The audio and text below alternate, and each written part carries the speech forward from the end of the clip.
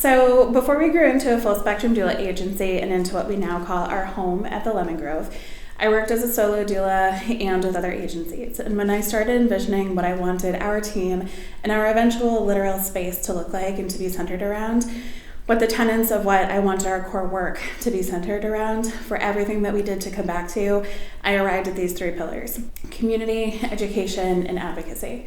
I'm proud that every commitment that we have made and that we will continue to make from the Lemon Grove is rooted in at least one of those values, and nights like tonight are particularly special when we get to be grounded in all 3 together. Even though the stories that you hear tonight may inspire some tears to fall, being surrounded by community, providing education, and sharing in the spirit of advocacy, this is still something to celebrate. I am so grateful to all of you for coming and participating in this event. We are hosting these story shares because we know that community, education, and advocacy are essential for change, support, and healing. Your stories will transcend beyond tonight, especially for those of you who have decided to record your stories, sharing with our future cohorts of our full spectrum doulas who will learn so much more from you and what it was really like to be you for a moment. And for families, as we excitedly and intentionally build a little library hub for families to seek solidarity, encouragement, and more. Thank you for showing up for one another, and most importantly, for showing up for yourselves tonight. In Judaism, there are 2 principles that I'd love to leave you with.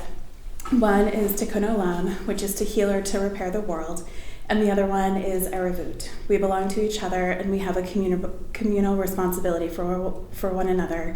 And these are 2 things that I'd like to leave you with tonight as you carry home these stories and carry home what we value most at the Lemon Grove together.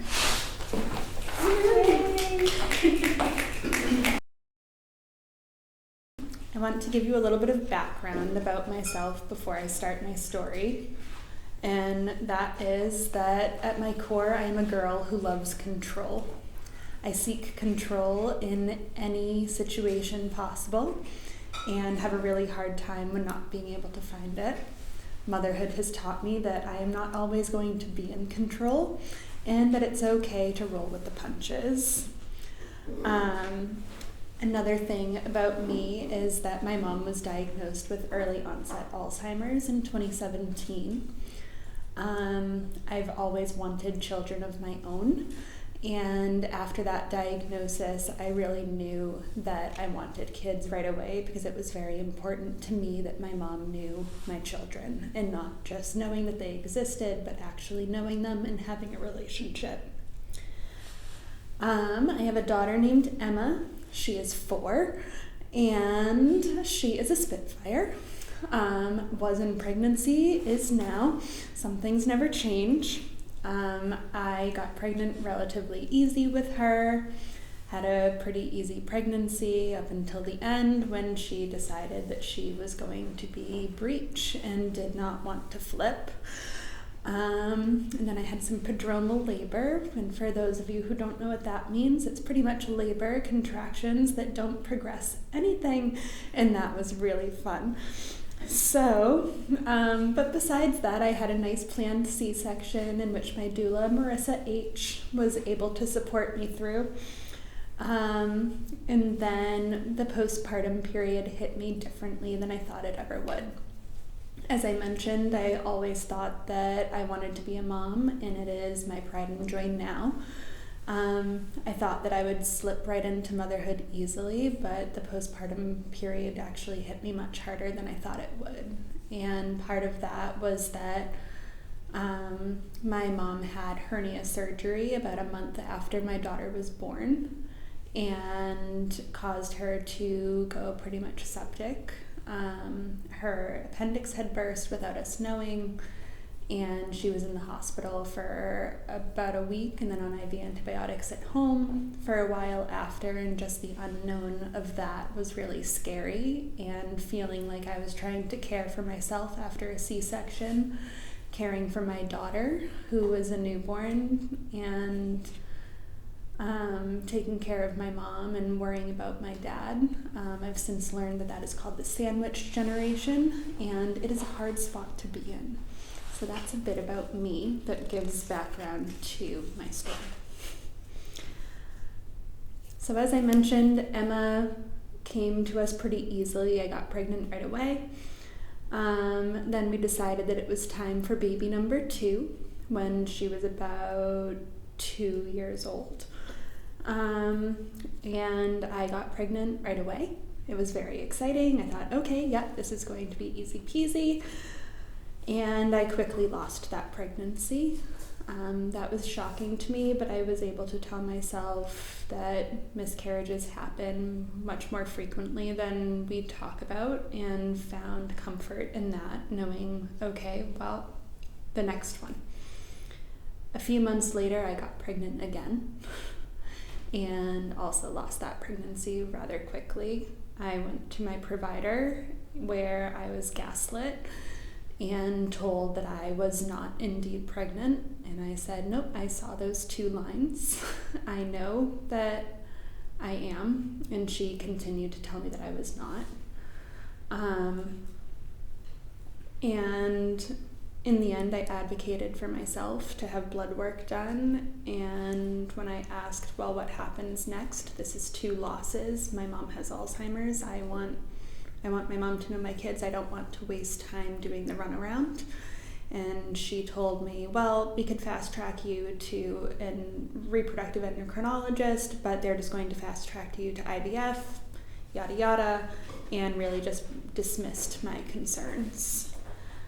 Needless to say, my blood work came back. I was pregnant, and she did not apologize. She just said, here's the information, and if you want to go to a reproductive endo, you can. Did not make any suggestions, and I never stepped foot in that office again. So we went to IUI and IVF, and that was a challenging situation. I think that everyone just kind of assumes that you're going to do IUI and it's just going to poof, you're pregnant. And that was not the case. We went through 3 rounds of IUI, and each of those failed.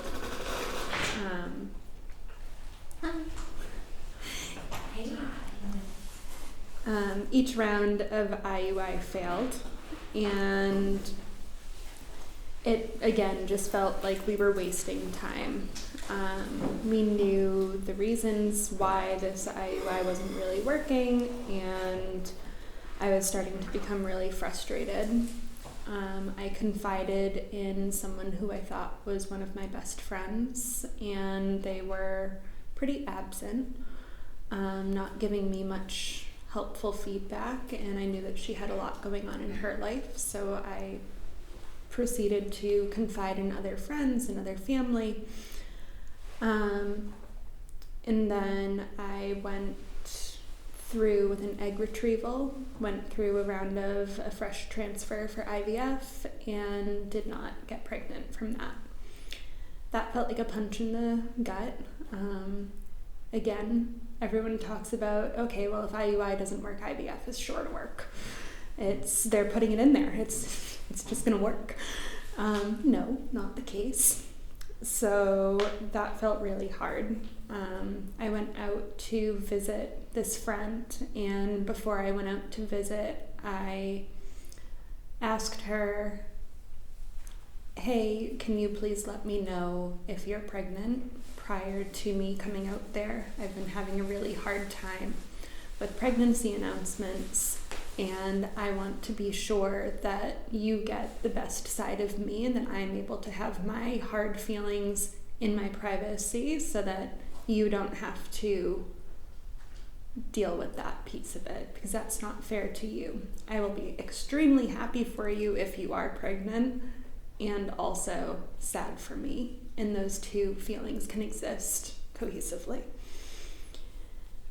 That resulted in her feelings being much more hurt than I had anticipated. It led to a lot of back and forth that ultimately ended in the loss of a friendship. We talked a little bit through the next couple of months, but ultimately she was not there. On a happier note, I was finally pregnant after my transfer at the beginning of September.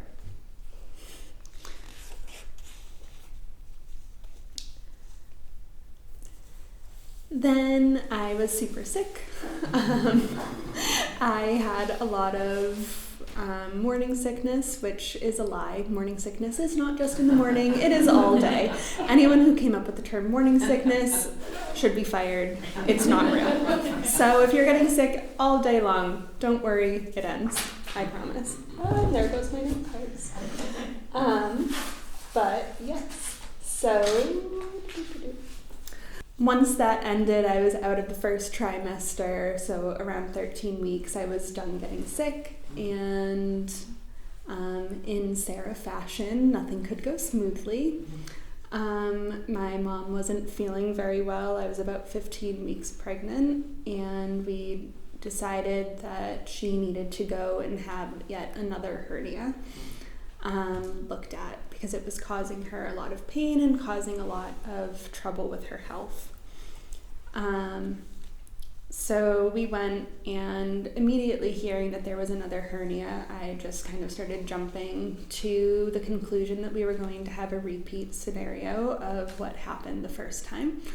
I thought, okay, well, what's going to happen this time? Are we going to operate? How is she going to do with anesthesia? How is she going to recover?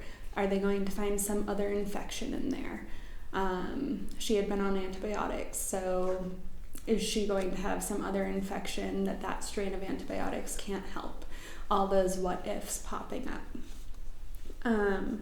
But when they went to do the CT of the hernia, it only got worse from there. They found a mass on her pancreas and diagnosed her with stage 4 pancreatic cancer with no treatment options. The prognosis was 3 to 6 months. I'm 15 weeks pregnant, otherwise known as about 3 months. And I felt like I was counting down to my mom's death. In pregnancy, we count by weeks, and every week that passed should have felt like a celebration, yet instead just felt like I was counting down, waiting for my mom to die.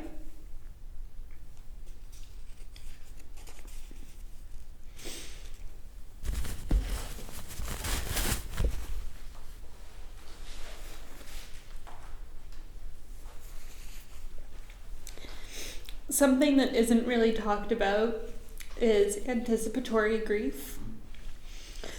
A lot of people say, oh, treasure the time that you have. Feel lucky that you're getting that time, because sometimes people die in car accidents. Sometimes people die of heart attacks, and we don't know that it's coming. And while that is its own type of hard, there's also a hard in anticipating and knowing that you're going through your lasts. As I said at the beginning, I'm a person who loves control. And in trying to find control in this experience, I started going back to the what ifs. Well, we have 3 to 6 months. We have about 6 to 9 months. I'm about 3 months pregnant. So she's either going to pass right when I'm giving birth or shortly thereafter. Maybe I'll do an elective induction. Maybe I can have this baby early and eke out those extra weeks. I had a C-section with my daughter because she was stubborn, she was breech. Maybe I should just have the planned C-section. I know what to expect. I know that it's not going to be a days-long induction. Maybe a C-section is best. Weighing the options and trying to decide, while also knowing that I really had no control in the matter. Another thing that I really tried seeking control in was picking out my son's name. I really wanted her to know my kids. So I started thinking, and I said, okay, well, let's start thinking of a name so that she at least knows this baby's name. We went back and forth, and I kept asking her, well, Mom, what would you name a baby boy if you had one right now? But the Alzheimer's was getting in the way, and she didn't understand what I was asking. And she just kept saying, I named my sons Douglas and Daniel. Yes, Mom, I do know my brother's names. Thank you very much. I will not be naming my children Douglas or Daniel. So we decided on the name Calvin, and she would frequently ask, oh, is it a girl or a boy? And I said it's a boy and his name is Calvin. I like to think that she knows that. Another thing that I went to in seeking for this control was Zoloft, anxiety meds. I've always had anxiety, hence my seeking control. And before all of this happened, I had been diagnosed with anxiety and was prescribed anxiety meds. But me being the person that I am, had anxiety about taking anxiety meds. So I decided not to go on them. But after my mom was diagnosed, I decided that going on Zoloft was beneficial. I talked to my midwife and told her the situation, and she immediately prescribed me a low dose of Zoloft. Looking back, that is one of the best decisions that I could have ever made. Within 2 weeks, my husband and I were like, wow, who is this lady? I was able to get out of bed in the morning and be extremely productive. I wasn't just getting one thing done around the house, but I was getting about 15 things done around my house in one day. It actually drove him crazy because I wanted to do project after project after project, and he was like, Sarah, I am still working. And I said, yeah, that's okay, we can still do this too. So if you're wondering if medication is the right route, or you're feeling worried or scared, it may be worth wondering what could be the worst that happens, and could it actually be helpful? Because I think that going from something that was so heavy and not being able to get out of my own way, Zoloft gave me the ability. It didn't make it all better. It didn't make me happy. It didn't make me this person who didn't care about anything, but it made it more manageable. I was able to move forward and do the things that I had to do to get through. I was also able to more clearly talk to my dad about options that we had. I was able to talk to my brothers who live far away about what was happening and trying to keep a level head while also parenting my 3-year-old and keeping my emotional state in check when she was awake. Through these months, I did a lot of soaking in the moments, making sure that we were doing the best possible for my mom, but also doing the best possible for us. One of my favorite memories is hosting Christmas for my whole family. We always used to get together for Christmas and have those big gatherings.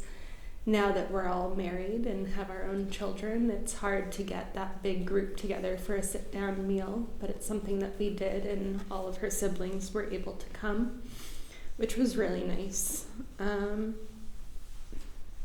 We took a lot of pictures, a lot of videos, and just kind of made the best. We went on some fun adventures. We did Disney on Ice, which is something that Emma holds on to, and just making sure to spend that quality time. Something that was still hard was that friend wasn't there for me, and she's someone that I really thought who was going to be there. And I felt like I was anticipating the grief of my mom's passing, but also grieving this loss of a friendship and feeling angry, feeling sad, feeling confused that support was not there. At the beginning of March, I turned 28 weeks pregnant. Remember, we count by weeks in pregnancy. So 28 weeks pregnancy, otherwise known as the 3rd trimester. And I decided, you know what, let's be spontaneous. We're not spontaneous anymore. We have a kid. I'm pregnant. There's no such thing as being spontaneous. Well, my favorite comedian was in town, and I said, Sam, let's go.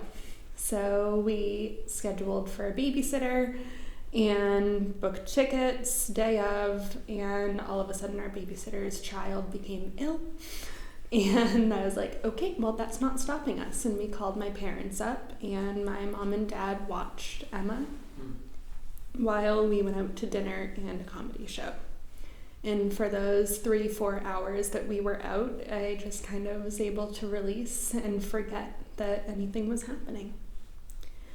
That night, we came back, and my dad said that my mom wasn't feeling well and that she went upstairs to her bed. I went upstairs, and she was having trouble breathing. She was lethargic and just seemed really out of it. We didn't know what to do. My neighbor is a nurse, and I went and borrowed the little finger post-op thing to try to get a handle on what we were looking at. So I went next door, got that, went back home, and I said, here, put this on your finger, and it was 92 and 95, and given the cancer and everything else, we said, okay, that feels good enough to get through the night at least and call the doctors in the morning. But there was still a part of me that just kind of knew that something was changing. I said goodbye, not knowing if it was my last. That ride home was incredibly challenging. Trying not to cry in front of Emma because I didn't want to scare her. After she went to bed, I lost it. I had this fear that the stress of not knowing what was coming next, or really knowing what was coming next, was also going to cause me to lose my pregnancy, or cause my baby to be born premature. My contacts falling out. My mom made it through the night. I went to their house the next morning, and she was on the floor when I got there. My dad and I helped her back into bed. Again, in that moment, forgetting that I was even pregnant, picking my mom up off the floor because that's what felt important in that moment. My dad was on the phone with her PCP. I don't know what the PCP was going to do, but it felt like an actionable item, so I said, great, you do that. They made her an appointment for 1 o'clock that afternoon, and I said, let me talk to them. And I did. And I said, she's having a hard time breathing. We're just trying to figure out if this is when we go to the hospital or if this is when we stay home and let this happen peacefully. What are we supposed to be looking for at this stage? You told us 6 to 9 months. It's only been 3. Again, I put the little post-docs thing on her finger, and now we're reading 75. I tell the provider on the phone, and she very lightly says, oh yes, that is an emergency. Please call 911 and head to the hospital. Really? I didn't know. Thank you so much. I hung up the phone, moved my car so that the ambulance had space. My dad took my mom down the stairs. I still, to this day, have no idea how and don't care to know. My dad rode in the ambulance with my mom. I met them at the hospital, where I was told that I could not go to the back of the emergency room, that I must wait in the waiting area. Meanwhile, I knew that my mom was going to die that morning. Thankfully, the nurses back there were fantastic people and allowed her to have an extra person in back. Once we made clear that her passing was happening, Again, the nurses spoke up on our behalf and made sure that we could invite anyone who needed to come in and see her. We called my aunts and uncles, her siblings, who came and said their final goodbyes. We all sat together and comforted her. I think that one thing that I take away from this is that being pregnant in that situation is challenging. You're having to nourish your own body while caring for so many other people. Worrying about my dad, making sure that he's eating. Worrying about my brothers who are in Colorado who need to come by flight. Making sure that they're aware of the situation and knowing that they need to get on a flight ASAP. Telling my mom that she just needs to hold on until 7 a.m. so that they can get in. There's so many pieces that go into it, not just, okay, my mom is dying, but also knowing that everyone else needs to be cared for as well. Around 9 o'clock that night, my mom took her final breaths. I didn't want to leave, but I knew that I had to. And I left by saying, take care of Calvin and tell him that he is not allowed to be a moose like my brother Dan. At my prior ultrasound, he had been measuring about the 90th percentile. My brother was born at 9 pounds 11 ounces, so I knew that that was in my family history. But that's what I left saying to my mom, don't let my child be a moose. How loving. Well, the next morning I went for my ultrasound, and he was back at the 50th percentile. Thank you, Mom.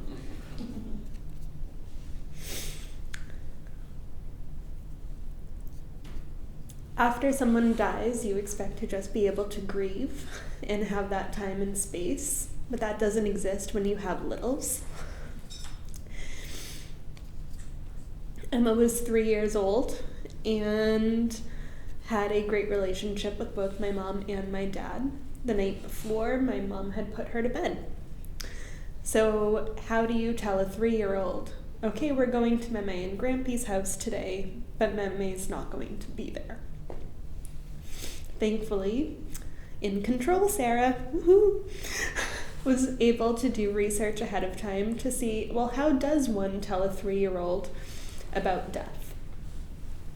I had done the research, I had done the work, so I had my dialogue ready. I leaned heavily on my friends and my family.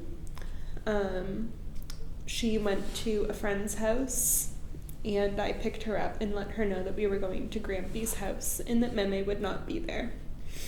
She asked me why, and I said that Meme was really sick and that God took her to heaven and that people don't come back from there.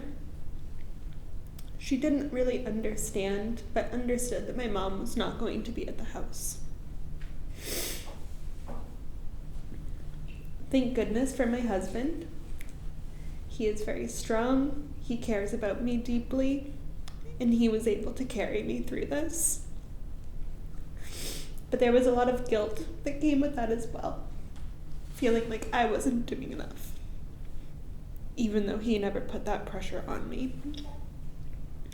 Relying on friends, asking them to take Emma, accepting food, accepting a listening ear.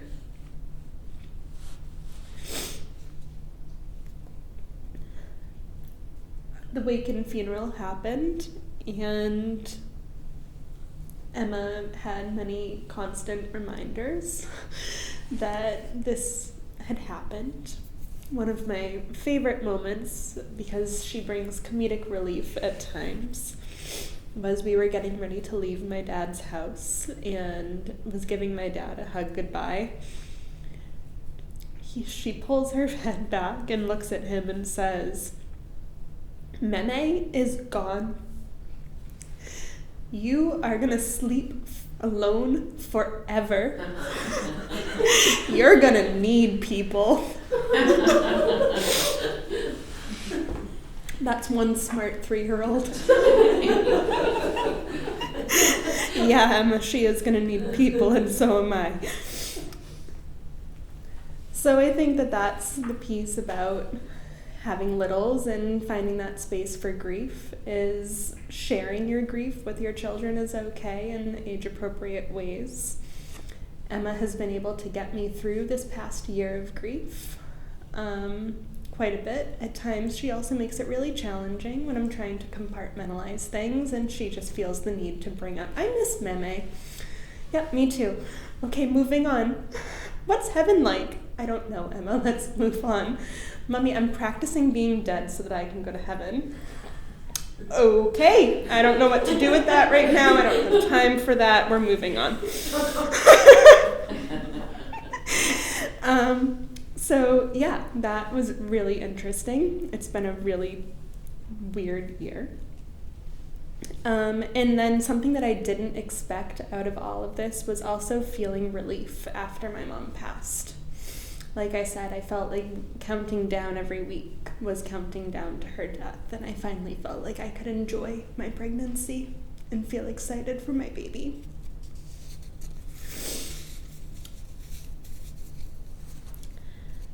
May 20th came along, really May 19th. Is when I went into labor, and that morning I had been talking to my therapist and said, hey, I just have a feeling that we really need to talk about when baby gets here. Like, we can put all that other stuff aside, but we really need to talk about this. Okay, great, I love a plan. And I said that I wasn't really sure how I was feeling about who was going to come and visit at the hospital. I knew that I really wanted my dad and Emma to come, but I wasn't really sure who else I wanted because I felt angry and jealous. My mother-in-law wanted to visit, and I knew that that would be appropriate, but it also felt really crappy to have my husband's mom there and not my own. And we just kind of voiced out and aired out those feelings, and ultimately came to the conclusion that yes, she can come, and also recognizing that that would be very hard for me. She came, it felt challenging, but we made it through. I was glad that she was able to meet him before going back to California. My dad visited, and that was super exciting. I was really happy to have him, but there was also a moment where we kind of just didn't address the elephant in the room, but we both looked at each other and just kind of nodded and cried, leaving space for the absence of my mom in that moment.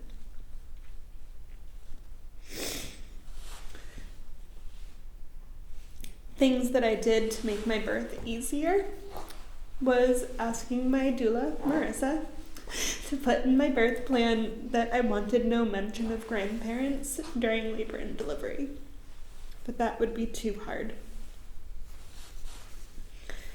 It's okay to put things like that in your birth plan. It's okay to make space and take that time for yourself. Your birth experience is about you and only you and your baby. But it's okay to make space for what you need. And I lost my other card when I was going through. Da-da-da. That's okay. I'm gonna wing it. So yeah, the now. It's been about a year since my mom passed. My mom passed on March 3rd, 2025, and yeah, it's been a year, but we still find great moments and we honor her memory. One of our favorite things to do is going down to the cemetery. We like to have picnics there. Emma likes to run around the cemetery, which is comical. She likes to ask me if she can take things off of other people's gravestones. To which I tell her no. She likes to practice crossing the street at the cemetery because there aren't very many cars. And I like to think that my mom is sitting there laughing, saying, she's a character. Yeah, Mom, she is. She is a character. She's something. We look at a lot of pictures. Emma talks about her frequently. We have little phrases that just remind us of her. And we take that time and space that we need. I also like to share my stories, as hard as it is, because I think it's really important that people know that this exists and that it's okay to feel all the feelings. It's okay to talk about the hard things. It can make people feel really uncomfortable. It can make you feel uncomfortable. But in the end, it's therapeutic and it's helpful for others to hear your story. So I encourage you to share your story and make the most of every moment. Thank you for listening.